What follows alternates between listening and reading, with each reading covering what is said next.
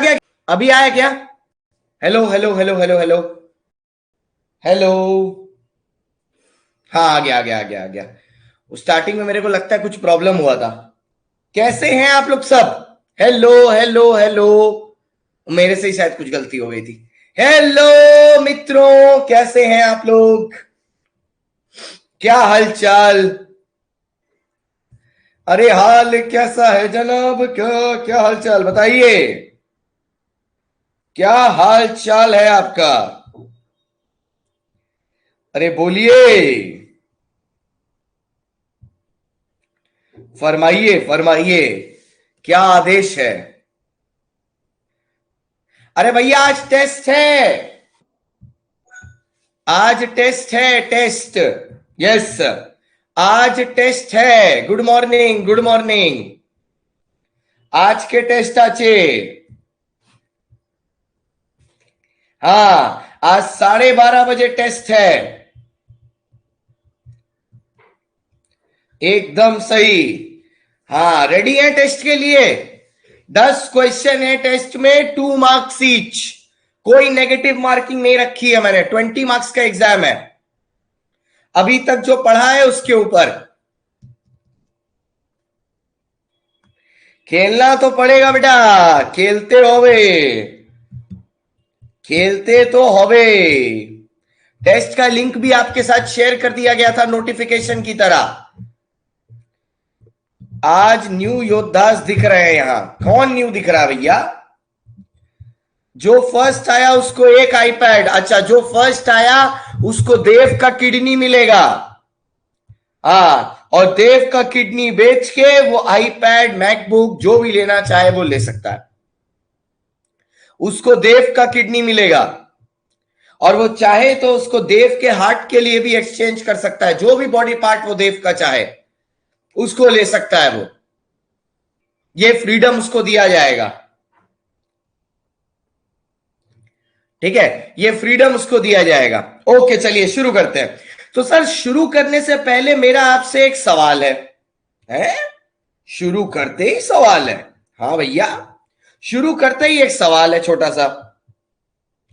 आप मेरे को एक बात बताइए। कल जो मैंने आपको पूछा था उसका क्रक्स पूछ रहा हूं, ठीक है? बताइएगा। रेडी? मेरे को बस इतना बताइए कि कौन से केस में सिग्निफिकेंट बेनिफिशियल ओनर की बात आएगी। कंपनी कब आपसे इंफॉर्मेशन मांगेगी? अगर आपकी डायरेक्ट होल्डिंग हो या आपकी इनडायरेक्ट होल्डिंग हो। फटाक से ये बता दीजिए, किस केस में कंपनी आपके बारे में डेटा पता करना चाहेगी? डायरेक्ट के केस में या इनडायरेक्ट के केस में? फटाक से बताइएगा, फटाक से जल्दी जल्दी बताइएगा, एकदम एनर्जी के साथ, एकदम एनर्जी के साथ, एकदम फटाफट एनर्जी के साथ बताइएगा। क्या करना पसंद करेंगे? एकदम एकदम इनडायरेक्ट इनडायरेक्ट। पूजा अग्निहोत्री। अच्छा, गोस्वामी है। अरे बात एक ही, अग्निहोत्री भी हैवी सरनेम है, एकदम भारी भारी लगता है। पोल ले लेने, पोल नहीं लेंगे। पोल तो बेटा क्या पता, क्या पता पोल तो लेना पड़ जाए दूसरी जगह। क्या पता आज ये क्वेश्चन कहीं पर आ जाए। क्या पता आज ये क्वेश्चन कहीं पर आ जाए। यू नेवर नो, टेस्ट में प्रकट हो जाए, क्या पता। तो सर, हम लोगों ने लास्ट डे ये बात करके ना निश्चय कर लिया था, ठीक है? ये बात करके हम लोग ने ये क्लियर सेट कर लिया था, रफ में बोल रहा हूं, कि सर अगर इनडायरेक्ट होल्डिंग होती है, ठीक है, तभी तभी कंपनी को आपके बारे में पता करने में इंटरेस्ट है। ये एसबीओ का फुल फॉर्म क्या है? अभी बच्चे नए हैं, कुछ कुछ को नहीं पता होगा, भूल गए होंगे, मैं बता दूंगा। Significant beneficial owner. एसबीओ का full form significant beneficial owner, SBO. Good morning बेटा, good morning good morning good morning. आज टेस्ट है 12:30 बजे।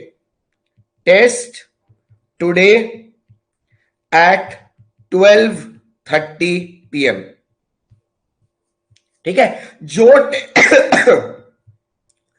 12:30 PM। Okay, exactly my point, significant beneficial owner SBO, एकदम सही बोला आपने, सिग्निफिकेंट बेनिफिशियल ओनर SBO, एकदम सही। सर अगला सवाल, ये तो भैया इनडायरेक्ट होल्डिंग हो गई, ठीक है, इनडायरेक्ट होल्डिंग SBO का फुल फॉर्म हो गया। तो सर हमें यह समझ में आ गया कि इनडायरेक्ट होल्डिंग वाले ही SBO का डिक्लेरेशन कंपनी को देंगे और कंपनी को इन्हीं से मतलब है। लेकिन सर हमें थोड़ा यह बताइए ना, हम लोग पहचानेंगे कैसे कि कोई इनडायरेक्ट है? अरे सिंपल है ना, हमें कैसे पता चलेगा कि कोई लड़की है? अगर वो लड़का नहीं है तो मतलब वो लड़की है अंडर नॉर्मल सर्कमस्टेंसेस, ठीक है। अब देखो कभी कभार क्या होता है, तुम ऐसे जा रहे हो, तुमको सामने कोई आदमी दिखा या बड़े बड़े बाल, तुमने पीछे से सोचा अरे यार, ठीक है, ये तो हेवी है, ये तो हेवी लग रही है, ठीक है। आगे जाके आप देखते हो बेटा ये तो लग नहीं रही है, तो लग रहा है, ठीक है, ये तो लग नहीं है, लग रहा है, ठीक है। अब तुमको समझ में आया था तुमसे गलती हुई है, तो मैं तुमको यह समझाने की कोशिश कर रहा हूं अंडर नॉर्मल सर्कल, आजकल कुछ भी हो सकता है भैया, कि डायरेक्ट होल्डिंग में और इनडायरेक्ट होल्डिंग में पहचानोगे कैसे? मैंने सिंपल तरीका बता दिया इंस्टीट्यूट ने। सुनो, इंस्टीट्यूट ने तुमको डायरेक्ट होल्डिंग आइडेंटिफाई करने के लिए, ठीक है, इंस्टीट्यूट ने तुमको डायरेक्ट होल्डिंग आइडेंटिफाई करने के लिए एक डेफिनेशन दी है। तो इंस्टीट्यूट बोलता है जो भी डायरेक्ट की डेफिनेशन के बाहर है, ठीक है, वो इनडायरेक्ट है। एकदम सिंपल, अच्छा तरीका है ना, अच्छा तरीका है कि नहीं? इंस्टीट्यूट ने तुमको डायरेक्ट आइडेंटिफाई करने के तरीके के लिए एक डेफिनेशन दे दी और बोला जो भी डायरेक्ट के दायरे के बाहर है वो इनडायरेक्ट। एकदम सिंपल। आपको, अरे आपको हरवीन कौर बेटा पुराना कैसे कर सकती हो? मतलब इस क्लास के पहले वाला पोर्शन बोल रही हो कि इनवेरिएबली सारे क्लासेस बोल रही हो? इसके पहले वाली जितनी क्लासेस है बेटा सब मैं यूट्यूब पर अपलोड करता हूं। जब तक हमारा फ्री वाला बैच चल रहा है सब पहले जाएंगी, सब यूट्यूब पर अपलोड होती हैं शाम को 4-5 बजे के आसपास, ठीक है।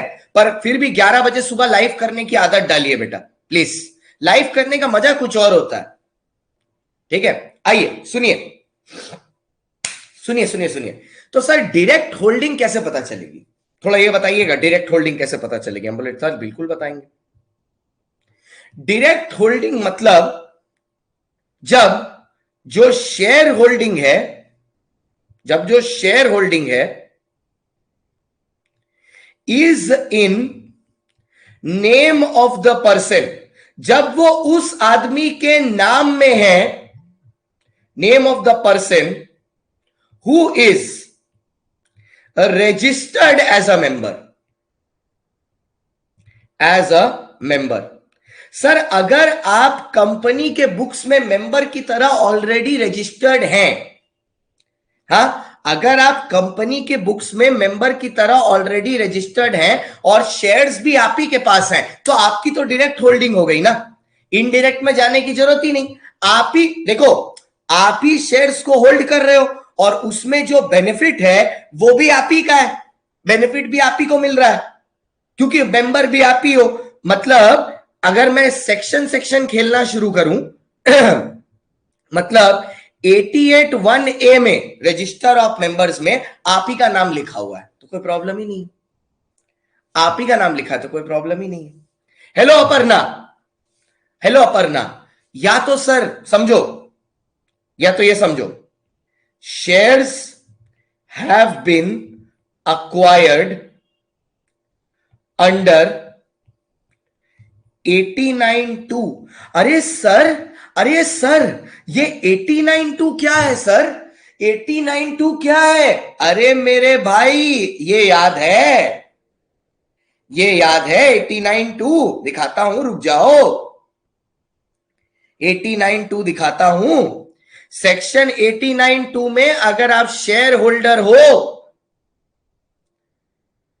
अगर आप शेयर होल्डर हो तो आप कंपनी को रजिस्ट्रेशन के लिए अप्लाई किया करते थे, याद है? एमजीटी 4 में, एमजीटी 5 में, 89(2) में अगर आप शेयर होल्डर थे तो 88 नहीं 89, रिहान 89, 89(2) में तो जब आपने कंपनी को बेनिफिशियल इंटरेस्ट के बारे में बताया है तो आपकी तो डायरेक्ट होल्डिंग कंपनी ने रजिस्टर कर दी, तो अब आप इनडायरेक्ट में थोड़ी ना जाएंगे, आप तो डायरेक्ट ओनर हो गए उस चीज के, आपको तो सीधा सीधा फायदा मिल गया। जैसे फॉर एग्जाम्पल, मैं इसको थोड़ा सा ना एग्जाम्पल से बता रहा हूं, मेरे को हालांकि पता है कि हमारे बच्चे स्मार्ट है, उनको समझ में आ गया, लेकिन क्या करें, हम थोड़ा जिद्दी हैं, हमको पूरा एकदम दिमाग के अंदर घुसा देना होता है। तो लेट्स से हम एक एग्जाम्पल बनाता है आपके लिए, ठीक है, एक एग्जाम्पल बनाता हूं मैं आपके लिए, ठीक है। तो ऐसे में एग्जाम्पल क्या है, ध्यान से सुनिएगा, ठीक है। एक आदमी है राम, इसका नाम रजिस्टर ऑफ मेंबर्स में लिखा हुआ है 88(1) में, लेकिन 88(1) में, लेकिन इसने क्या किया है, अपने 1000 शेयर्स इसने ट्रांसफर कर दिए नरेश को, ठीक है। अब नरेश का नाम कहीं नहीं लिखा हुआ है, नरेश क्या करता है 89(2) में कंपनी को अप्लाई करता है कि इन शेयर्स का इंटरेस्ट, मतलब डिस्क्लोज करता है कि इसका बेनिफिशियल इंटरेस्ट नरेश के हाथ में है। तो अब कंपनी के पास तो ऑलरेडी नरेश की इंफॉर्मेशन 89(2) में है, तो अब तो नरेश डायरेक्ट होल्डिंग का पार्ट बन गया ना, क्योंकि कंपनी उसका नाम चेंज करके 88(1) में डाल देगी अब, तो फिर तो वो वापस से इनडायरेक्ट नहीं हो सकता ना। अगर आप लड़का बन के पैदा हो गए हैं तो वापस से लड़की बन के पैदा तो नहीं हो सकते, ठीक है। और ये सिर्फ लड़कियां ही कर सकती हैं कि पहले उनकी उम्र एक लड़के से मिली हो 26 साल हो और बाद में उसी लड़के से मिली हो तो बोले हम 22 के हैं।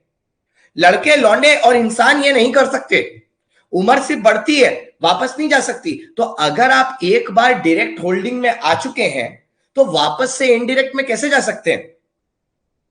भाई बात सुनो ना, बात सुनो ना, जतिन, जतिन गुड मॉर्निंग, एक बात सुनो ना, समझो ना, देखो एक शादी हो रही है, ठीक है, ऐसे समझो एक शादी हो रही है, हमने शादी में आपको कार्ड भेज दिया है, ठीक है, शादी में हमने आपको कार्ड भेज दिया, उसके बाद भी आप शादी में आए नहीं, क्या आप ऐसा बोल सकते हैं कि हमने आपको बुलाया नहीं? सोच समझ के बोलना, क्या आप ऐसा बोल सकते हैं कि हमने आपको बुलाया नहीं है? तो मैंने ना फिर अपने दोस्त को फोन करके पूछा कि भाई तू शादी में क्यों नहीं आया? उसने बोला यार तूने व्हाट्सएप मैसेज नहीं किया, तूने बाकियों को तो व्हाट्सएप मैसेज किया था शादी के दिन। मैंने बोला अरे गधे, तेरे को तो मैंने कार्ड दिया था ना, तेरे को तो मैंने कार्ड दिया था, उन लोगों को मैंने कार्ड नहीं दिया था इसलिए व्हाट्सएप में मैसेज किया, तेरे को तो गधे कार्ड दिया था तो तेरे को व्हाट्सएप में क्यों मैसेज करूंगा? सेम चीज अभी समझना, सेम एग्जाम्पल से, जब 89(2) में तुमने कंपनी को बोला कि शेयर्स तुम्हारे पास हैं तो कंपनी ने तो तुम्हारा नाम लिख दिया मेंबर में, तो तुम वापस काहे के लिए 90 में चिल्लाने आओगे कि तुम सिग्निफिकेंट बेनिफिशियल ओनर हो? कंपनी के पास तो तुम्हारा रिकॉर्ड ऑलरेडी पहुंच गया है ना। मैंने आपको पहले ही दिन सेक्शन 90 का पर्पस बताया था, देखो देखो देखो, पढ़ाने से पहले ही, कि सेक्शन 90 का आखिरकार पर्पस क्या है, कहा गया, हाँ सेक्शन 90 का पर्पस क्या है? सेक्शन 90 का पर्पस है कि कंपनी एक रजिस्टर बनाए सिग्निफिकेंट इंटरेस्ट होल्डर्स के बारे में। तो कंपनी को तो तुम्हारे बारे में ऑलरेडी पता चल गया है ना, तो दो बार बता के क्या उखाड़ लोगे? दो बार बता के क्या उखाड़ लोगे? इसीलिए कंपनी आपको बताती है कि डायरेक्ट होल्डिंग का मतलब है जब कोई शेयर होल्डर का नाम मेंबरशिप में लिखा हुआ है, वो डायरेक्टली होल्ड कर रहा है अपने नाम में, या उसने इंटरेस्ट अक्वायर किया है 89(2) में, तो इन दोनों केसेस में वो डायरेक्ट हो जाएगा। इसके अलावा एनी अदर केस में, इसके अलावा एनी अदर केस होगा तो हम आपको इनडायरेक्ट मान लेंगे। बोलो भैया, अब यहां पर डायरेक्ट और इनडायरेक्ट में कोई डिस्प्यूट अगर आपका है तो मेरे को बता दीजिए, वरना फिर आगे बढ़ते हैं, ठीक है, वरना फिर आगे बढ़ते हैं। फिर मैं लास्ट में, आज मैं सेक्शन 90 खत्म करके सेक्शन 90 लिखा के खत्म करूंगा, तो आप टेंशन मत लीजिएगा। आप ऐसा मत सोचिए सेक्शन 90 बहुत लंबा चल गया, 88 खत्म हुआ, 89 खत्म हुआ, आज सेक्शन 90 में लिख के खत्म करूंगा, 3 पार्ट खत्म हो गए रजिस्टर के टॉपिक के। बोलो यहां तक क्लियर है? कोई भी मन में ना छोटा सा भी डाउट हो आप बोलिए। भैया हम लोग को रैंक लानी है, उससे कम कुछ नहीं करना, तो रैंक लाने के लिए छोटे छोटे डाउट भी क्लियर करने पड़ते हैं, बोलो। कुछ नहीं, एकदम एब्सोल्युटली क्लियर है। मैं एक एक का नाम लेके पूछूं कि आप इतने डेवलप्ड हैं कि खुद से बता देंगे? सर जो लोग कंपनी के आईपीओ में लेते हैं वो क्या मेंबर हो सकते हैं? बेटा वो तो ऐसे ही मेंबर बन जाते हैं जो कंपनी के आईपीओ में लेते हैं, क्योंकि उन्होंने डायरेक्टली कंपनी से खरीदा। तो I hope that is all. एक बार और पीयूष, मैंने बस सिंपल सी एक बात बोली, हाँ एक सिंपल सी चीज बोली कि हमें यह पता है कि इनडायरेक्ट होल्डिंग वालों को ही एसबीओ का स्टेटस मिलता है, सिग्निफिकेंट बेनिफिशियल ओनर का। तो हमें अगर इनडायरेक्ट पता करना है तो हमें इनडायरेक्ट की डेफिनेशन नहीं दी गई, हमें इंस्टीट्यूट द्वारा डायरेक्ट की डेफिनेशन दी गई। इंस्टीट्यूट ने बोला अगर वो डायरेक्ट होल्डिंग कर रहा है मतलब वो इनडायरेक्ट नहीं कर रहा। तो मैंने बोला डायरेक्ट कैसे पहचानेंगे? डायरेक्ट पहचानने का पहला तरीका, अगर कंपनी की किताबों में उस आदमी का नाम लिखा है एज मेंबर तो वो डायरेक्ट है। और दूसरा, अगर उसने किसी दूसरे आदमी से शेयर खरीदे हैं और फिर उसने 89(2) में कंपनी को बता दिया है कि मैंने किसी और से शेयर्स लिए हैं, 89(2) जो आपने सेक्शन नंबर 89 में पढ़ा था, तो कंपनी के पास ऑलरेडी आपकी इंफॉर्मेशन है, तो आप तो डायरेक्ट होल्डर ही हो गए, आप तो अब इनडायरेक्ट है नहीं। ठीक है, तो डायरेक्ट दो तरीके से होगा, अगर आपका नाम लिखा है कंपनी के, मतलब आपके नाम पे शेयर्स खरीदेंगे, या सेक्शन नंबर 89(2) में आपने सिक्योरिटीज को अक्वायर किया है। ये है डायरेक्ट इनडायरेक्ट में डिफरेंस। बोलिए इस टॉपिक में अभी तक आपने कौन कौन सी डेफिनेशन पढ़ी है, एक बार देखिएगा। सबसे पहले आपने एसबीओ की डेफिनेशन पढ़ी कि सिग्निफिकेंट बेनिफिशियल ओनर होता कौन है। उसके बाद आपने डेफिनेशन पढ़ी मेजॉरिटी स्टेक का क्या मतलब होता है। ठीक है, उसके बाद आपने डेफिनेशन पढ़ी अभी कि डायरेक्ट होल्डिंग का मतलब क्या होता है। ठीक है, 3 डेफिनेशन आपने पढ़ी है अभी तक यहां पर। ठीक है, अब सुनो सर, अब ये सब इंफॉर्मेशन लेने के बाद कंपनी को करना क्या है, मेन पर्पस क्या है सेक्शन का? ये सब करने के बाद कंपनी को बनाना है बेटा एक रजिस्टर, और उस रजिस्टर में कंपनी को रखनी है डिटेल्स। क्या करनी है? डिटेल्स रखनी है। किसकी? सिग्निफिकेंट बेनिफिशियल ओनर की। अब सुनो, ये जो सेक्शन है बाद में जाके ये दोनों आदमियों को बांस देगा। दोनों आदमियों को बांस देगा मतलब, और बांस का मतलब पेनल्टी देगा। किसको सर? ये कंपनी को भी पेनल्टी देगा और सिग्निफिकेंट बेनिफिशियल ओनर को भी पेनल्टी लगाएगा अगर दोनों ने सेक्शन 90 के तहत अपनी रिस्पॉन्सिबिलिटी पूरी नहीं की। ठीक है, दोनों की रिस्पॉन्सिबिलिटी। तो सर आखिरकार दोनों की रिस्पॉन्सिबिलिटी है क्या? The question that arises is what is the responsibility? आपके दिमाग में भी आ रहा होगा ना, व्हाट इज द रिस्पॉन्सिबिलिटी? आप बोल रहे हो रिस्पॉन्सिबिलिटी पूरी नहीं की। क्या रिस्पॉन्सिबिलिटी पूरी नहीं की? आखिरकार ये रिस्पॉन्सिबिलिटी है क्या? क्या है ये रिस्पॉन्सिबिलिटी? What is this? ठीक है, क्या है ये रिस्पॉन्सिबिलिटी? मैं आपको बताऊंगा। तो पहले किसके बारे में बात करेंगे? पहले चलो कंपनी के बारे में बात कर लेते हैं। पहले कंपनी की रिस्पॉन्सिबिलिटी देख लेते हैं। ठीक है, उसके बाद इंडिविजुअल की देखेंगे। ठीक है, कंपनी की रिस्पॉन्सिबिलिटी क्या है? इधर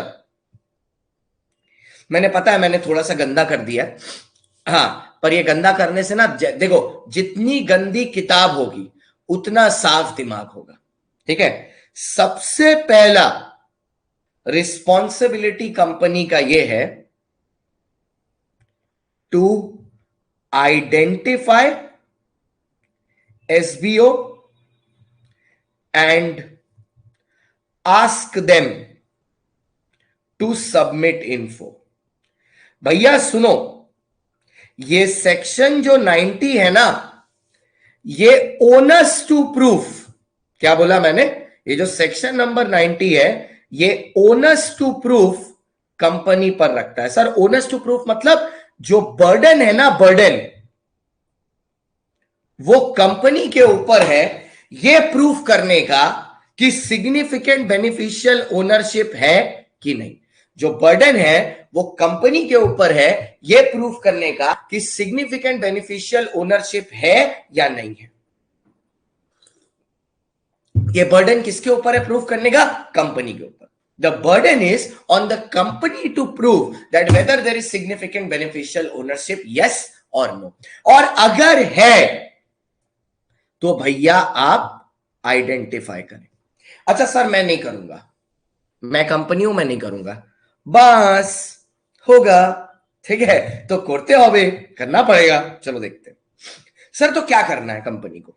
ठीक है, कंपनी को सबसे पहले आइडेंटिफाई करना है कि किसके पास सिग्निफिकेंट बेनिफिशियल ओनरशिप है।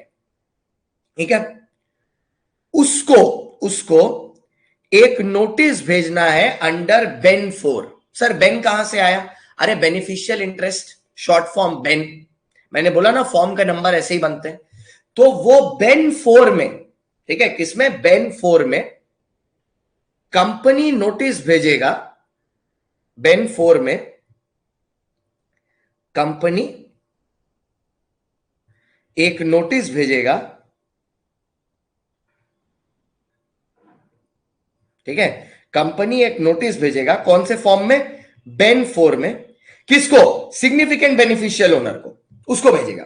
बोलेगा भाई सुन, ठीक है, हमको ऐसा लगता है एज अ कंपनी कि तेरे पास एसबीओ है, सिग्निफिकेंट बेनिफिशियल ओनरशिप है, तो भाई तू प्लीज इंफॉर्मेशन सबमिट कर। बट सर ये कंपनी को लगेगा कैसे? कंपनी को ये पता कैसे चलेगा? देखो दिखाता हूं मैं तुमको कैसे पता चलेगा। आइए, ए, कंपनी के पास या तो कंपनी के पास इंफॉर्मेशन है या कोई रीजनेबल कॉज टू बिलीव है दैट वो आदमी सिग्निफिकेंट बेनिफिशियल ओनर है। Point number 1। दूसरा,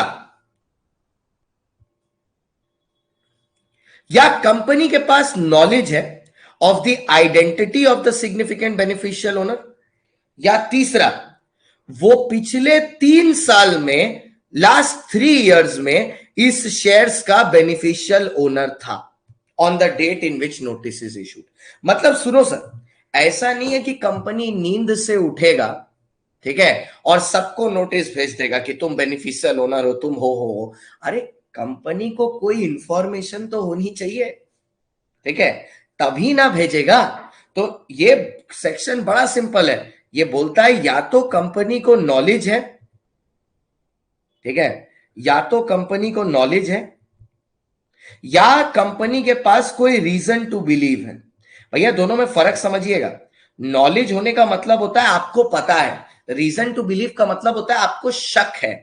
ठीक है, नॉलेज टू बिलीव है कि एक आदमी सिग्निफिकेंट बेनिफिशियल ओनर या तो अभी है या तो लास्ट 3 इयर्स में था। ठीक है, तो कंपनी उसको बोलती है कि भैया तुम आज प्लीज इन्फो सबमिट करो।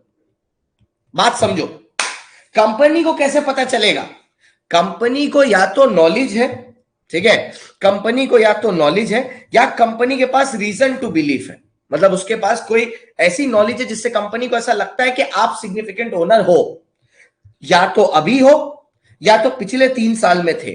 तो कंपनी तुमको क्या बोल रहा है? कंपनी तुमको एक डॉक्यूमेंट दे रहा है, कंपनी बोल रहा है ओ भैया प्लीज प्लीज आप इंफॉर्मेशन प्रोवाइड करिए अगर आपके पास ओनरशिप है 10% से ज्यादा की। हमको ऐसा लगता है एज अ कंपनी कि आपके पास है, तो अगर है तो प्लीज डिस्क्लोज करिए। बोलिए यहां तक आपको समझ में आया? क्लियर है तो बताइए, क्लियर है तो बताइए, क्लियर है तो बताइए, बताइए बताइए बताइए, बोलिए। यहां तक क्लियर है? अब सुनो सुनो सुनो सुनो, मान लो कि ये आदमी इंफॉर्मेशन सबमिट किया, जो एसबीओ वाला है, ठीक है, वो इंफॉर्मेशन सबमिट कर दिया। कंपनी क्या करेगी? कंपनी उस इंफॉर्मेशन को बेन 4, बेन 3 कंपनी उस इंफॉर्मेशन को बेन 3 फॉर्म में, ठीक है, फॉर्म में फिलअप करेगी, ठीक है, और आरओसी को सबमिट करेगी। कितने दिन में? कितने दिन में? कितने दिन में? कितने दिन में? बेन 3 रजिस्ट्रार को सबमिट करेगी कितने दिन में? आपकी किताब ये डेज बताती नहीं है, लेकिन जस्ट नॉलेज के लिए याद रखिएगा 30 डेज में, ठीक है, 30 डेज में। मतलब बड़ा ही सिंपल है, ठीक है। मैं सिनॉप्सिस कर देता हूं। कंपनी की रिस्पॉन्सिबिलिटी क्या है? ये बर्डन टू प्रूफ कि सिग्निफिकेंट बेनिफिशियल ओनरशिप है या नहीं, ये कंपनी की रिस्पॉन्सिबिलिटी है। तो कंपनी क्या करेगा? एसबीओ को आइडेंटिफाई करेगा कि हाँ बेटा, क्या तुम एसबीओ हो? किस बेसिस पे? कंपनी के पास कोई नॉलेज है या रीजन टू बिलीव है कि वो आदमी एसबीओ या तो आज है या वो एसबीओ था पिछले 3 साल में। देखो 3 आया है, 3, ठीक है, 3 साल में, ठीक है। तो वो उसको नोटिस भेजेगी। नोटिस जब उसको मिलेगी, वो क्या करेगा? इंफॉर्मेशन सबमिट करेगा। किसमें? फिर से 3 आया, बेन 3 में। कितने दिन में? अब कंपनी क्या करेगी? बेन 3 फिल करेगी। 3 फिल करके कितने दिन में आरओसी को देगी? 30 डेज। तो देख लो सब में 3 3 3 है, जोड़ी बन गई ना, 3 3 30। लो, अरे कौन बोलता है सब याद नहीं होता, लॉजिक है। 3 साल में आप होल्ड करते थे, फॉर्म नंबर 3 में आपको 30 डेज के अंदर आरओसी को देना है। 3 3 3 बोलो, सबको मेरे साथ बोलो भैया। 3 दिन में था। देखो एकदम सिंपल है, एकदम सिंपल है। 3 3 3 लास्ट 3 साल में आप होल्ड करते थे, फॉर्म नंबर 3 था, 30 डेज में आरओसी को देना है। 3 3 3 लास्ट 3 साल में आप होल्ड करते थे, फॉर्म नंबर 3 था, 30 डेज में आरओसी को देना है। 3 3 3, ठीक है। लास्ट 3 साल में आप होल्ड करते थे, फॉर्म नंबर 3 है, 30 डेज में आरओसी को देना है। 3 3 3 3 3 30, ठीक है। याद रहेगा ये 3 3 30? याद रहेगा ये 3 3 30? अच्छा सुनो, अब ये जो डॉक्यूमेंट है ना, ये जो डॉक्यूमेंट है, इसकी एक कॉपी कंपनी के रजिस्टर्ड ऑफिस पे भी रहेगी। सब एसबीओ भी फॉर्म 3 में ही इन्फो सबमिट करेगा। हाँ बेटा वंदना, एकदम सही, एकदम सही। वंदना आई है आज बहुत दिन बाद, आइए, अब जागी है वंदना। अरे सुनो ना, ये जो कॉपी है ना, ठीक है, इसकी एक कॉपी, बेन 3 की एक कॉपी कंपनी के रजिस्टर्ड ऑफिस पर रहेगी। कोई भी मेंबर चाहे, कोई भी मेंबर चाहे तो वो जाके, कोई भी मेंबर चाहे तो वो जाके इस कॉपी को इंस्पेक्ट कर सकता है। मैं फिर से अभी बता दूंगा, रुक जाओ। कॉपी को इंस्पेक्ट कर सकता है, ठीक है। कोई भी चाहे वो मेंबर तो जाके कॉपी को इंस्पेक्ट कर सकता है जब उसका मन चाहे, ठीक है। 2 hours a day they are open for inspection. Business hours के दौरान 2 आवर्स अ डे वो खुली रहेगी इंस्पेक्शन के लिए। 2 आवर्स एवरी डे, ठीक है, ड्यूरिंग बिजनेस आवर्स। आप कभी भी जाके उसको चेक कर सकते हो, ठीक है। अब सुनो, अब ड्राइंग बना देते हैं। अब ना ड्राइंग बना देते हैं, ठीक है। ड्राइंग बनाते हैं। देखो ये यहां पर आपकी ड्राइंग बुक काम आती है, ठीक है। जैसे अगर ये ड्राइंग बुक होती अभी, तो जब हम लोग पेड कोर्स में निकालेंगे, तो अभी मैं यहां पर बोलता सब लोग अपनी ड्राइंग बुक निकालो। Company responsibility in relation to SBO, ठीक है। अब मैं सबको बोलता अपनी ड्राइंग बुक निकालने के लिए। अब काम कैसे होता देखो। सबसे पहले क्या होता, कंपनी के ऊपर क्या है? Burden to identify SBO. तो कंपनी क्या करती है? बेन 4 किसको देती है? एसबीओ को। ठीक है, एसबीओ कंपनी को देता है इन्फो।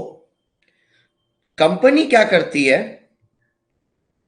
कंपनी क्या करती है फिर बेन 3 में आरओसी को इंफॉर्मेशन पहुंचाती है 30 डेज में। ठीक है, 30 डेज में कंपनी के लिए कंपनी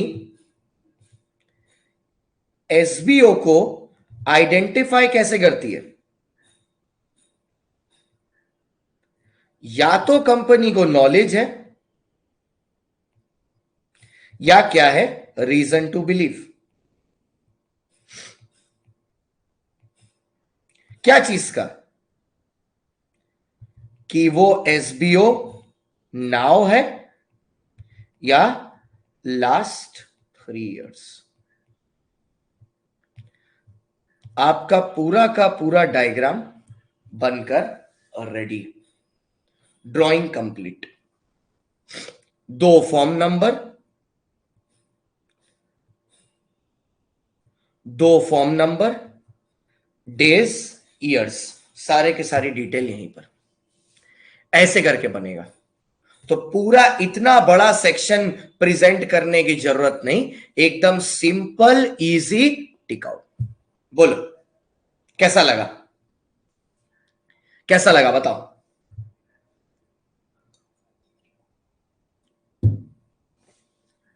बेटर लगा? एकदम क्लियर है? कोई प्रॉब्लम तो नहीं है? ये बताइए, कोई प्रॉब्लम तो नहीं है?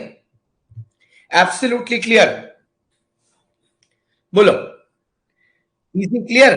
यही डायग्राम का यही फायदा है। डायग्राम से चीजें आप इतनी जल्दी क्लियर कर लेते हैं कि ड्राइंग ही अस्तित्व है। और हमको ड्राइंग करना बहुत पसंद है, ये इस टाइप की ड्राइंग। ठीक है, अच्छा अब मान लो भैया कंपनी ने तो मांगा। ठीक है, कंपनी ने तो मांगा। ठीक है, कंपनी ने तो मांगा। ठीक है, लेकिन सर लास्ट 3 इयर्स का काउंट हुआ तो बहुत सारे एसबीओ बन जाएंगे। क्यों? लेटेस्ट जो होगा वो ना भाई, जो लास्ट होल्ड किया होगा उसको ना पकड़ेंगे। अच्छा जब मर्डर होता है तो जब कॉल रिकॉर्ड्स निकालते हैं, सबसे पहले सावधान इंडिया वाला किसके ऊपर शक करता है? जिस आदमी को लास्ट कॉल किया गया है। वैसे तो करोड़ों लोगों को कॉल किया गया होगा उस नंबर से, लेकिन मौत के सबसे पहले जो लास्ट कॉल होता है वो आदमी को सबसे पहले पकड़ता है कि नहीं? है ना, सबसे पहले पकड़ता है। अब सुनो, अब आते हैं निर्लज्जता पर। है, निर्लज्जता क्या होती है?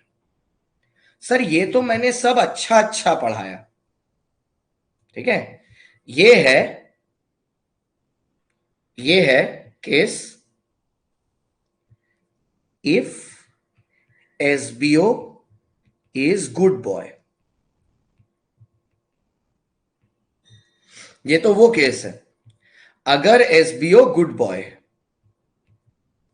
सर गुड बॉय मतलब आप इंफॉर्मेशन मांगते हो, ठीक है, और वो चुपचाप से दे देता है। If SBO is good boy, ये तो वो वाला है। बट क्या हम लोग गुड बॉय हैं? No, we bad boys. तो हम लोग क्या है? हम लोग बैड बॉय हैं। हम लोग गुड बॉय बिल्कुल भी नहीं है, हम लोग बैड बॉय हैं। ठीक है, तो सर बैड बॉय लोग काम कैसे करेंगे? ठीक है, हम लोग गुड बॉय तो बिल्कुल नहीं है, हम लोग बैड बॉय। ठीक है, हम लोग बैड बॉय। तो बैड बॉय कैसे बनेंगे दिखाते हैं। सर अब मान लो, ठीक है, मान लो, ठीक है, जस्ट अज्यूम करो कंपनी ने तुमको बेन 4 में रिक्वेस्ट किया कि भाई इन्फो दो। कंपनी ने रिक्वेस्ट किया, रिक्वेस्ट टू एसबीओ। लेकिन एसबीओ बहुत निर्लज्ज है, बहुत। या तो उसने 30 डेज में नो रिप्लाई, मतलब जवाब ही नहीं दिया। 30 दिन बीत गए, जवाब ही नहीं दिया, नो रिप्लाई व्हाटसोएवर। ठीक है, वो कंपनी को हल्के में ले रहा है, जैसे तुम लोग लेता है। अच्छा, आईसीआई का रजिस्ट्रेशन चालू हो गया, हाँ अभी तो 1 महीना चलेगा। अरे आईसीआई का रजिस्ट्रेशन आ गया, हाँ हट अभी तो 1 हफ्ता बाकी। अरे आईसीआई का एग्जाम फॉर्म का डेट आ गया, लास्ट डेट 2 दिन बाद है, हाँ 2 दिन है, आज लास्ट डेट, अरे बाबा लास्ट डेट है, जल्दी भरो फॉर्म। तो एसबीओ भी तुम्हारी तरह ही है, ठीक है। वो बोला 30 दिन में रिप्लाई करना है, बहुत टाइम, 15 दिन में अभी बाकी है, बहुत टाइम, 5 दिन बाकी है, बहुत टाइम। और 5 दिन के आखिरी दिन गर्लफ्रेंड मिलने बुला लेती है और 30 दिन में रिप्लाई नहीं होता, ठीक है, 30 दिन में रिप्लाई नहीं होता। या फिर ब्रेकअप कर लेती है गर्लफ्रेंड, 10 दिन मिलने बुलाती है, तो बेचारा सदमा में चला जाता है, भूल ही जाता है कि रिप्लाई करना, ऐसा होता है ना। तो या तो 30 डेज में रिप्लाई किया, रिप्लाई नहीं किया, या क्या हुआ गर्लफ्रेंड से इतनी बुरी लड़ाई हो गई कि रिप्लाई तो दिया, रिप्लाई तो दिया बट नॉट सेटिस्फैक्टरी।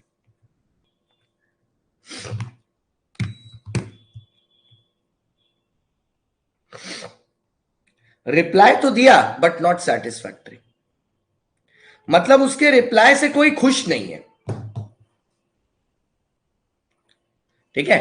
उसका रिप्लाई तो आया बट उसके रिप्लाई से कोई खुश नहीं है, मतलब वही है, तुमने बोला आई लव यू, क्या तुम मुझसे शादी करोगी, सामने वाली रिप्लाई करती है I like you as a brother. इसको बोलते हैं रिप्लाई नॉट सेटिस्फैक्टरी, ठीक है, इसको बोलते हैं रिप्लाई नॉट सेटिस्फैक्टरी। जैसे बचपन में याद है, स्कूल का टीचर आपके पेपर पे लिखता था, रिजल्ट में रिमार्क्स में लिखता था कैन डू बेटर। अबे जिसको 90% आए उसमें भी कैन डू बेटर, जिसमें 95 आए कैन डू बेटर, जो 99 लेके आया उसमें भी लिख रहा है कैन डू बेटर। अबे तू क्या 101 लेके आएंगे क्या, पागल हो गया, ठीक है। तो अब ऐसे केस में होगा क्या, ठीक है। मैंने आपको 30 दिन का टाइम दिया, ठीक है, 30 डेज का टाइम दिया, आपने रिप्लाई नहीं किया। अब यहां से विदिन 15 डेज, विदिन 15 डेज हम लोग रिपोर्ट करेंगे ट्राइब्यूनल को, ठीक है। ट्राइब्यूनल कौन है sir, NCLT, national company law tribunal. अब ये होता क्या है, वैसे मैं मानता हूं कि फाउंडेशन में मैंने भी आपको बताया, जहां से भी आप पढ़ के आओगे आपको बताया गया, बट मेरा काम है बताना। हमारे देश में कॉर्पोरेट बॉडी रिलेटेड काम करती है MCA, that is the ministry of corporate affairs, वहीं जहां पर सीए का सिलेबस अटका हुआ है, मिनिस्ट्री ऑफ कॉर्पोरेट अफेयर्स। ये मिनिस्ट्री ऑफ कॉर्पोरेट अफेयर्स ने अपने अंदर एक कोर्ट को फॉर्म किया, और ये जो कोर्ट उन्होंने अपने अंदर फॉर्म किया है मिनिस्ट्री ऑफ कॉर्पोरेट अफेयर्स ने, ये डील करता है विद कॉर्पोरेट बॉडी मैटर्स, ठीक है, कॉर्पोरेट बॉडी के मैटर्स के साथ डील करता है, और इसी कोर्ट को बुलाते हैं NCLT, national company law tribunal, या प्यार से सिर्फ ट्राइब्यूनल। ये बस उन लोगों के लिए जो पुरानी बातें थोड़ी सी भूल टाइप के गए, जिनको याद है उनका ठीक है,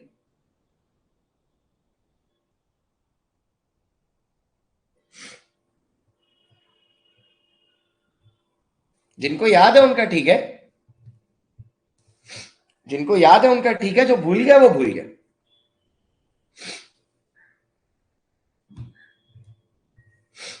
ठीक है। जिनको याद है उनका ठीक है, जिनको याद नहीं वो भूल गए, डन। तो एमसीए जो कोर्ट है वो फॉर्म करना है कॉर्पोरेट बॉडी मैटर्स को, ठीक है, कॉर्पोरेट बॉडी मैटर्स को, रेडी।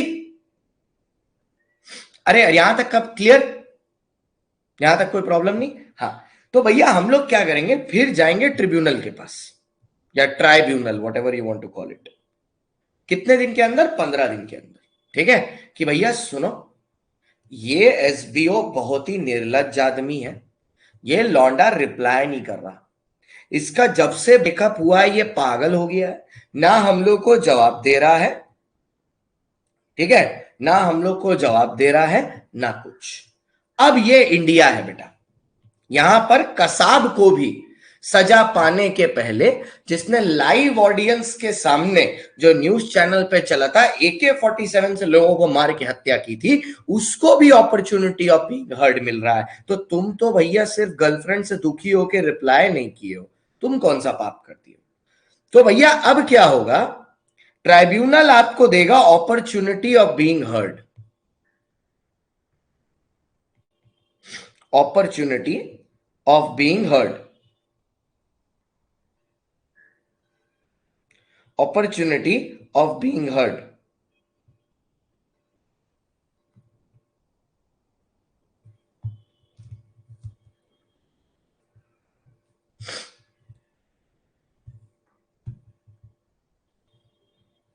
स्पेशल क्लास का टाइम क्लैश करता है बेटा। कौन इतना गुर्दा वाला और टीचर है जो रात को 11:30 बजे पढ़ा रहा है, हमको बताओ तो।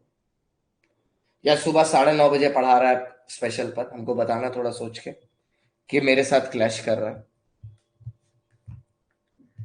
हाँ हाँ हाँ देव, उसमें आ रहे हैं, उसमें आ रहे हैं, अभी आ रहे हैं उसमें। अच्छा क्वेश्चन पूछा, उसमें आ रहा है। उसको मिलेगा क्या भैया, एक अपॉर्चुनिटी ऑफ बीइंग हर्ड। ठीक है, इसके बाद क्या होगा?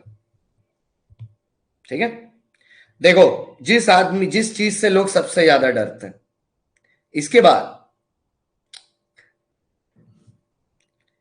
ट्राइब्यूनल क्या करेगी पता है? विदिन 60 डेज, विदिन 60 डेज, मतलब उसका अपॉर्चुनिटी ऑफ बीइंग हर्ड करके, नहीं नहीं नहीं, 11-12 का अपॉर्चुनिटी ऑफ बीइंग हर्ड करके within 60 days restrict rights on shares. मतलब ना तो गुरु अब डिविडेंड मिलेगा और ना तो अब वोटिंग राइट रहेगा। जाओ नाचो। प्यार मोहब्बत से मांग रहे थे कि इंफॉर्मेशन दे दो, तो नौटंकी कर रहे थे। अब ट्राइब्यूनल गुस्सा हो गया, तुमको अपॉर्चुनिटी ऑफ बीइंग हर्ड दिया, तुम अपने आप को बचा नहीं पाए। अब 60 दिन के अंदर अंदर वो अपना डिसीजन देगा और तुम्हारे राइट्स रिस्ट्रिक्ट कर देगा ऑन शेयर्स, डिविडेंड भी रोक देगा, वोटिंग राइट भी रोक देगा। जाओ नाचो, जाओ नाचो। नहीं नहीं नहीं बेटा, फॉर फीचर नहीं हुआ, क्योंकि फॉर फीचर में तो तुम लाइबिलिटी से बच जाओगे ना। यहां पर अगर अनपेड कैपिटल है तो तुम लायबल अभी भी रहोगे, लेकिन तुम्हारा डिविडेंड काट देगा वो, और तुम्हारा वोटिंग राइट भी काट देगा, लेकिन अनपेड वैल्यू ऑफ शेयर के लिए अभी भी लायबल होगे। बोलो सर, एक बार सिनॉप्सिस एकदम आराम से, लेकिन सिनॉप्सिस ना डायग्राम के साथ करेंगे, तो आओ डायग्राम के साथ करेंगे, जो चार्ट पेपर बनाया था उसके साथ करेंगे। आइए सर, यहां पर if SBO is not a good boy, if SBO is not a good boy, नहीं नहीं नहीं नहीं, अगर उसने किसी और को सेल कर दिया तो न्यू ओनर क्या करेगा, 89(2) में जाके अपने आप को रजिस्टर कर देगा। ठीक है, क्योंकि उसकी तो रिस्पॉन्सिबिलिटी है, तो वो जैसे ही जाके 89(2) में अपने आप को रजिस्टर करेगा, उसका नाम तो किताबों में 88(1)A में आ जाएगा। समझे? तो अगर उसका 10% से ज्यादा होगा तो कंपनी को तो पहले ही पता चल गया उसके बारे में, और अगर 10% से कम होगा तो कंपनी को फर्क ही नहीं पड़ता। समझे? तो वो नए वाले पे अप्लाई नहीं करेगा। अब यहां पर क्या हुआ, SBO either did not reply in 30 days from Ben 4, Ben 3, Ben 4 actually, Ben 4 में जो उसको नोटिस भेजी थी कि भाई तू रिप्लाई कर दे, उसने 30 दिन के अंदर रिप्लाई नहीं किया, तो फिर सेल करके पनिशमेंट से बच ही जाएगा ना सर? नहीं, सेल करके पनिशमेंट से बच तो जाएगा, खरीदने वाला भी तो रेडी होना चाहिए। अरे जिस प्राइस पर आप बेच रहे हो उस प्राइस से खरीदने वाला भी तो रेडी होना चाहिए। और ये तो सिर्फ मैंने आपका राइट रोका है। अभी रुकिए, बांस तो बाकी है, ये वाला अभी भी बाकी है, ये अभी बाकी है, रुकिए, अभी तो सिर्फ, अभी तो राइट रोका, अभी क्या हुआ है, तुम बिना हेलमेट के सिग्नल क्रॉस कर रहे थे, अभी तो सिर्फ पुलिस ने कोना में लगाया है, ठुकाई तो अब शुरू होगा, अभी सिर्फ तुम्हारा right to cross the signal रोका गया है, पेनल्टी तो अभी लगेगा, सबर करो, आओ। तो पहला हुआ भैया, आप डिड नॉट रिप्लाई, ठीक है, डिड नॉट रिप्लाई, हाँ अभी तो सिर्फ चाबी निकाली है, did not reply in 30 days, रुको जरा, सबर करो, हाँ, या दूसरा क्या हुआ, reply not satisfactory,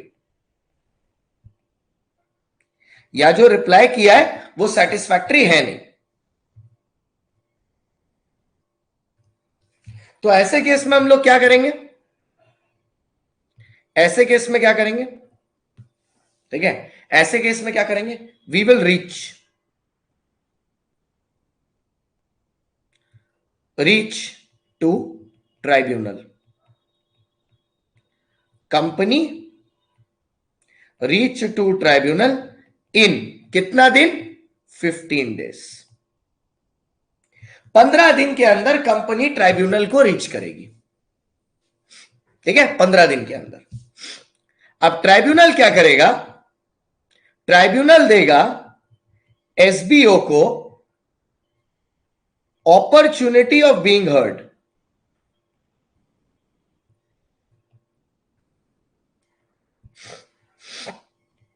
opportunity of being heard, ठीक है भैया, क्योंकि ये इंडिया है, we are inspired by Kasab, ठीक है। उसके बाद क्या होगा, उसके बाद within 60 days, within 60 days restrict right on shares, within 60 days restrict right on shares,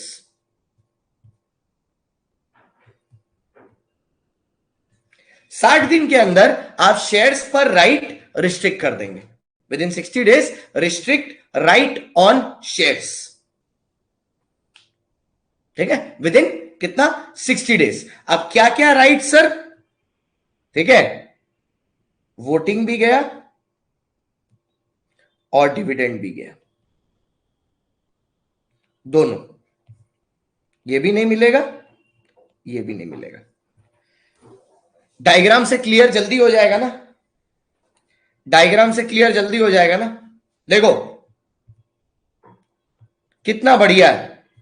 अब इसमें ना लिखने का एक तरीका होता है प्रेजेंटेशन का, ऐसे कर लो,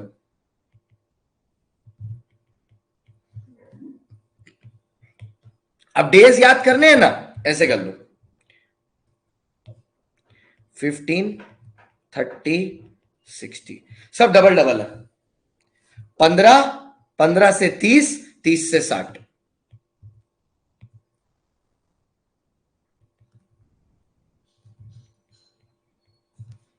ठीक है, ऐसे करके भी आप कर सकते हैं, 15, 30, 60, ठीक है, 15 का डबल 30, 30 का डबल 60, ठीक है। तो ये तो हो गया सर अगर एसबीओ ने रिप्लाई नहीं किया तो, ठीक है, ये तो अगर उसने रिप्लाई नहीं किया तो, ठीक है, इनटू 2, ओके। अब सर बात आती है, ठीक है, बात ऐसी आती है कि ये तो सर वो वाला था कि कंपनी की रिस्पॉन्सिबिलिटी क्या है ना, ये तो आप पार्ट 1 कर रहे थे, कंपनी की रिस्पॉन्सिबिलिटी। अब इसी का पार्ट 2 देखते हैं, तो अगर वोटिंग पावर चला गया तो कंपनी का टोटल वोटिंग प्रेजेंट में कोई चेंज नहीं आएगा, नहीं, वो क्यों आएगा, वो क्यों आएगा, आपका वोटर आईडी कार्ड छीन लेंगे तो ये थोड़ी ना है कि आपकी जगह कोई और वोट कर देगा जाके, कार्ड तो आप ही का रहेगा ना। अब मुद्दा क्या चीज का आता है, अब मुद्दा आता है मेरा फेवरेट, एसबीओ की क्या रिस्पॉन्सिबिलिटी है, अरे इसकी भी तो रिस्पॉन्सिबिलिटी होनी चाहिए ना, ये क्या फोकटिया है क्या? इसका भी तो कर्तव्य है, खाली कंपनी के पीछे क्यों पड़ेंगे? तो एसबीओ की क्या रिस्पॉन्सिबिलिटी है? बड़ी सिंपल और बड़ी इजी। ठीक है, एसबीओ की रिस्पॉन्सिबिलिटी बड़ी सिंपल है, बड़ी इजी है।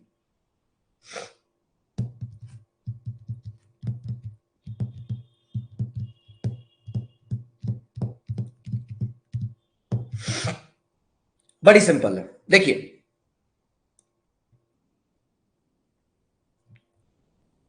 कहां गया? हाँ, एसबीओ की रिस्पॉन्सिबिलिटी बड़ी सिंपल है। एसबीओ को करना क्या है? एसबीओ को करना क्या है? एसबीओ को with in 90 days, with in 90 days, जब से उसको ओनरशिप मिली है, जब से उसको ओनरशिप रिसीव हुई है, विद इन 90 डेज उसको क्या करना है? कंपनी को देन वन, मतलब ये है सेल्फ डिक्लेरेशन, इसीलिए बेटा खुद की रिस्पॉन्सिबिलिटी है। देन वन में उसको कंपनी को इंफॉर्म करना है। कंपनी क्या करेगी? जैसे ही कंपनी को पता चलता है, कंपनी इन 30 डेज वही बेन 3 में आरओसी को इंफॉर्म करेगी, जो सामने वाले पेज में लिखा था। ठीक है, सामने वाले पेज में लिखा था। अगर फ्यूचर में, ठीक है, अगर फ्यूचर में ये एसबीओ की ओनरशिप चेंज होती है, मतलब ये अपने शेयर किसी और को दे देता है, ठीक है, या इसकी होल्डिंग में कोई चेंज आता है, पहले 25% था, अभी जाके 20% हो गया है, ऐसा कुछ 5% बेच दिया इसने, ऐसा कुछ भी, या पूरा बेच दिया, तो उस चेंज के बारे में इन 30 डेज में इसको इन्फॉर्म करना है कंपनी को। रिस्पॉन्सिबिलिटी समझ में आई कितनी आसान और कितनी इजी है? एसबीओ की रिस्पॉन्सिबिलिटी बस इतनी है कि 90 दिन के अंदर, जिस दिन उसको सिग्निफिकेंट बेनिफिशियल ओनरशिप मिली है, मतलब जिस दिन उसने 10% के शेयर अक्वायर किए हैं, या 10% वोटिंग राइट मिली है, या 10% डिविडेंड मिला है, या सिग्निफिकेंट इन्फ्लुएंस डिसीजन मेकिंग पर मिला है, उससे 90 दिन के अंदर उसको कंपनी को इन्फॉर्म करना है। कंपनी को जब पता चलेगा, कंपनी को 30 दिन के अंदर आरओसी को इन्फॉर्म करना है। That is it. अगर फ्यूचर में जाके ओनरशिप में कोई चेंज आया तो वो 30 दिन में कंपनी को इन्फॉर्म कर देगा। As simple as that, as simple as that. वो उठा के कंपनी को इन्फॉर्म कर देगा। ठीक है, मतलब सिर्फ फ्लो क्या चीज का हो रहा है? फ्लो क्या चीज का हो रहा है? फ्लो खाली हो रहा है आपके डेज का, और किसी चीज का नहीं। ठीक है, तो भैया मेरे को जिस दिन सिग्निफिकेंट हुआ, मैंने 90 दिन में बताया कंपनी को, कंपनी क्या करेगा? सामने वाले को बताएगा 30 दिन में। ठीक है, और 30 दिन में अगर कोई चेंज हुआ तो मेरे को चेंज से कंपनी को बताना है within 30 days. As simple as that. ठीक है, as simple as that. Sir अब सुनिए, अब मान लीजिए हम लोग निर्लज्ज हैं, लोग होते ही हैं, कि सर हम लोगों ने अपनी अपनी रिस्पॉन्सिबिलिटी निभाई नहीं, तो बांस तो होगा, कितना होगा? अब बांस पर आते हैं। मैंने देखो पहले क्या किया, आपको दोनों पार्टी की रिस्पॉन्सिबिलिटी बताई, फिर मैंने बोला अगर दोनों पार्टी अपनी रिस्पॉन्सिबिलिटी नहीं पूरी की, मतलब कौन सी?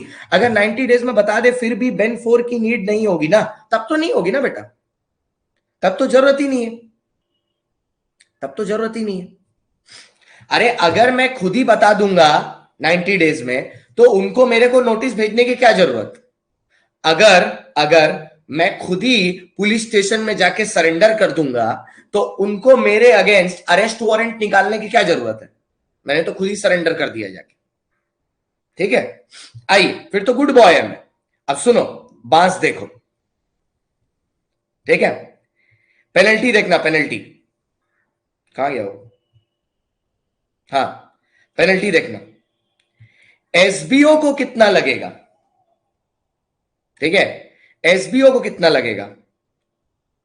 One time 50,000 lump sum plus 1,000 per day.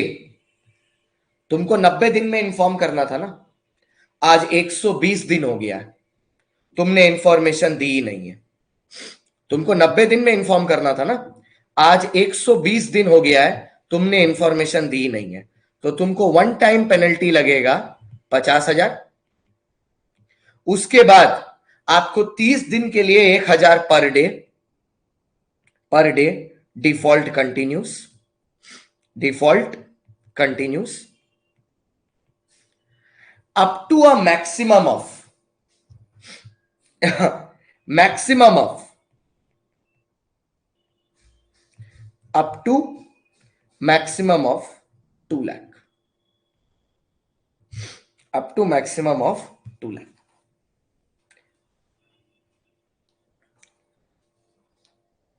ठीक है, मतलब एक टाइम 50,000 लगेगा, फिर 1000 per day which is maximum up to 2 lakh, maximum up to 2 lakh. Is it clear? Absolutely clear यहां तक। 50K कंपलसरी है, वो वन टाइम है, उसके बाद आपको लगेगा 189 जैसा ही है। नहीं नहीं नहीं नहीं, ये दोनों मिला के the maximum can be up to 2 lakh, ये दोनों मिला के, ठीक है, ये दोनों मिला के can be maximum up to 2 lakh. पर ये किस पे है? ये एसबीओ पे है। कंपनी के ऊपर क्या होगा? कंपनी के ऊपर, अब कंपनी के अंदर दो तरह के लोग हैं, एक कंपनी खुद और दूसरे कंपनी के ऑफिसर, पर दोनों पे पेनल्टी लगना चाहिए। तो कंपनी पर कितना लग रहा है? कंपनी पर लग रहा है इसका double amount, 1 lakh per day, sorry 1 lakh one time. Company पर लग रहा है वन टाइम 1 लाख, मतलब उसका डबल इंटू 2, लेकिन पर डे का हिसाब आधा है। मतलब सिंपल देखो क्या किया, ये वाला को दुगना कर दिया इंटू 2 और प्लस 500 पर डे, ये वाला को डिवाइड बाय 2 कर दिया। पर डे वाला को आधा कर दिया, पर डे वाला को आधा कर दिया और वन टाइम वाले को डबल कर दिया। ठीक है, वन टाइम वाले को डबल कर दिया, पर डे वाला को आधा कर दिया, मतलब 2 का खेला है। और अपर लिमिट जो मैक्सिमम थी उसको कर दिया 2 लाख की जगह 5 लाख, 2 लाख की जगह 5 लाख, मैक्स लिमिट को 2 लाख की जगह 5 लाख कर दिया। अरे कंपनी से तो ज्यादा पेनल्टी लेंगे ना, कंपनी तो मालदार होती है, पार्टी तो फिर भी गरीब होता है। ऑफिसर के साथ क्या करेंगे? ऑफिसर के साथ क्या करेंगे? ऑफिसर के साथ क्या करेंगे? मजा आएगा तुम लोग को। ऑफिसर के साथ 2 से डिवाइड कर दिया, one time 25,000 plus 200 per day, 25,000, उसको सिर्फ 200 रुपया पर डे। यहां पर भी 2 का खेला है, इसको 2 से डिवाइड किया, यहां पर 2 ले ही लिया। ठीक है, मैक्सिमम लिमिट, मैक्सिमम लिमिट, ठीक है, 1 लाख सबसे कम ऑफिसर के लिए, क्योंकि वो तो सबसे गरीब है ना, वो तो कर्मचारी है, वो तो कुछ कर ही नहीं रहा, वो तो कर्मचारी है। That ends your section number 90। Section number 90 में आपने क्या पढ़ा? पहले पढ़ा एसबीओ होता कौन है, फिर पढ़ा मेजॉरिटी स्टेक क्या होता है, फिर पढ़ा डायरेक्ट होल्डिंग क्या होता है, फिर आपने ये पढ़ा कंपनी की रिस्पॉन्सिबिलिटी क्या है, आउटसाइडर की एसबीओ की रिस्पॉन्सिबिलिटी क्या है, और अगर वो अपनी रिस्पॉन्सिबिलिटी पूरी नहीं करते तो उन पे लगती है पेनल्टी। आपने पढ़ी है 5 चीजें, 12:30 बजे एग्जाम है, आपने सेक्शन 90 में 5 चीजें पढ़ी हैं। पहला, एसबीओ कौन होता है, दूसरा मेजॉरिटी स्टेक का मतलब क्या होता है, तीसरा डायरेक्ट होल्डिंग का मतलब क्या होता है, रिस्पॉन्सिबिलिटी एसबीओ की क्या है, कंपनी की क्या है, और last but not the least, responsibility नहीं पूरी करने से पेनल्टी क्या है। हाँ, अब आप हैंड रेस कर सकते हैं, जस्ट 1 मिनट मेरे को देना, उठाओ हाथ, बोलो। अरे करो करो करो करो, बिंदास करो बाबा, बिंदास करो, हैंड रेस, मजा आएगा। हाँ, उसमें परमिशन का क्या बात, करो अपना ही समझो। बोलो तनु। हेलो। Hello sir. हाँ बोलो। सर ये पूछना है कि आपने बोला कि ये सब्सटेंशियल एक्विजिशन होता है ना, हाँ एक सर ने बोला था कि 5% और मोर के बाद बताना है कंपनी को। नहीं नहीं बेटा देखो, हम लोग जब कंपनी लॉ पढ़ रहे हैं तो हम लोग को कंपनी अमेंडमेंट रूल्स 2019 करना है। कंपनी अमेंडमेंट रूल्स 2019 के हिसाब से ये लिमिट 10% है। पहले ये 25 पर थी, उसको गिरा के अब वो लोग 10% पर लेके आ गए। नहीं ये सर, है 10% सिग्निफिकेंट वाला। मैंने ये बोला कि जो 5% या मोर शेयर्स है ना, तो हमें कंपनी हाँ को बताना पड़ता है। वो वाला पूछ रही हूँ, ये सेम है या अलग अलग चीज है? देखो देखो, बात ये है, सिग्निफिकेंट बेनिफिशियल ओनर तब बताना है जब मैं 10 को एक्सीड कर रहा हूं।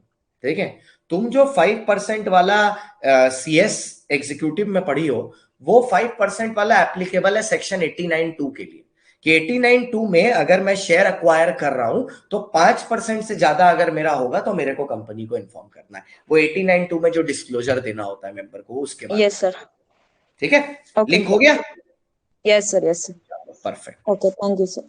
वेलकम बेटा। आई और किसी को करना है? आयुष और किसी को करना है? और किसी को? बाकी हो गया, चलो ठीक है।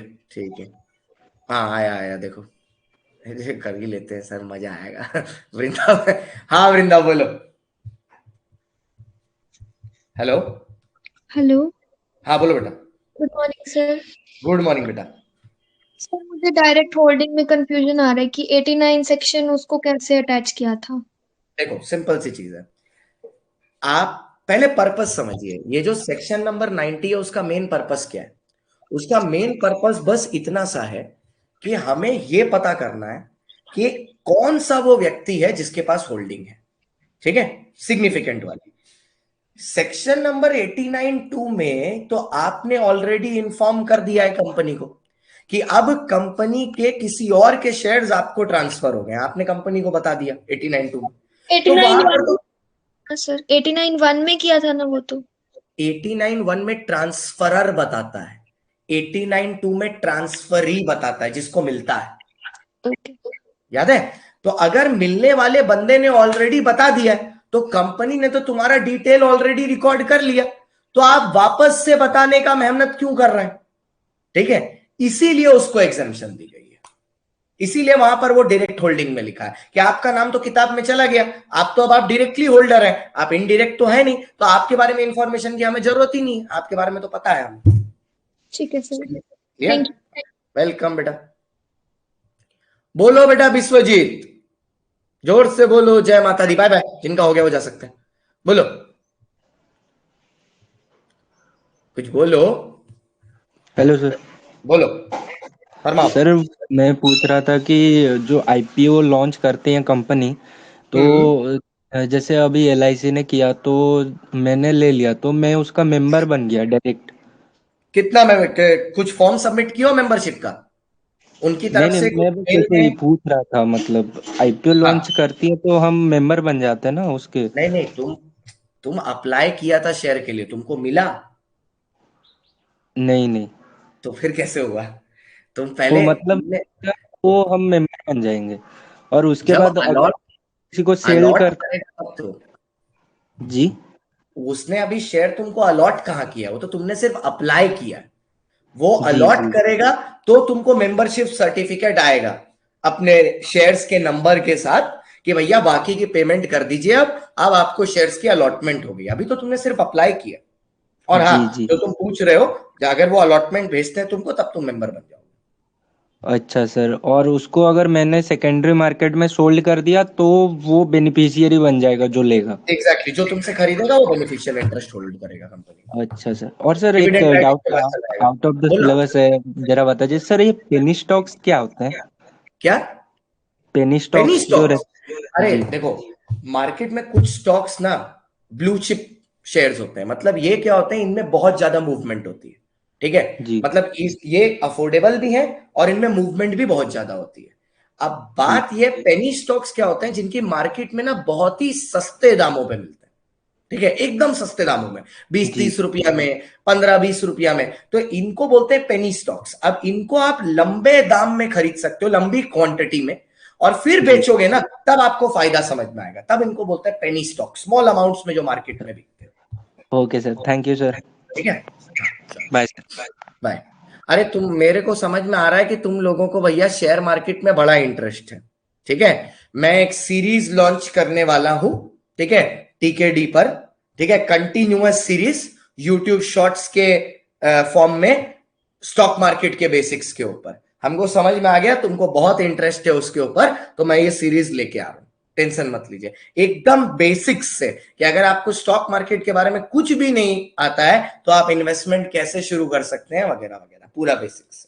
ठीक है, तो मैं स्टार्ट करने वाला हूं। थोड़ा सा बस मैं वेट क्या चीज का कर रहा हूं, अभी आईसीआई नोटिफिकेशन खेल रहा है। एक बार ये नोटिफिकेशन का गेम बंद हो, ठीक है, उसके बाद दूसरा। आज मैं एक, अभी मेरे को क्लैरिफिकेशन वीडियो बनाना है, अभी आपके क्लास के बाद बनाऊंगा, आर्टिकलशिप के ऊपर, जो इतने सारे बच्चों के दिमाग में कंफ्यूजन है। ठीक है, so thank you so much for watching guys, आज के लिए बस इतना ही, बाय बाय।